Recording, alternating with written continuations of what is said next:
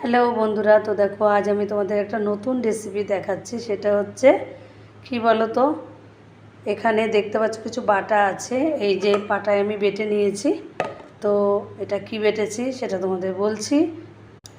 এখানে আমি বেটে নিয়েছি চিংড়ি মাছের খোসা, সঙ্গে ছিল হচ্ছে তোমার লঙ্কা আর হচ্ছে রসুন বাটা দিয়েছি, আর দিয়েছি চালের গুঁড়ো। সব দিয়ে মিক্সড করে পরিমাণ মতো লবণ, হলুদ, মিষ্টি দিয়ে মেখে নিয়েছি।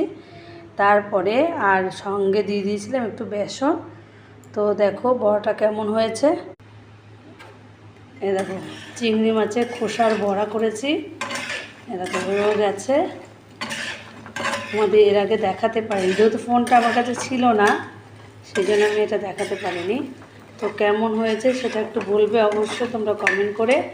এটা হচ্ছে চিংড়ি মাছের খোসা যেই চিংড়ি মাছটা দিয়ে আমি মালাইকারি বানিয়েছিলাম, আর তার যে খোসাটা ছিল সেটা দিয়ে আমি এটা বানিয়েছি।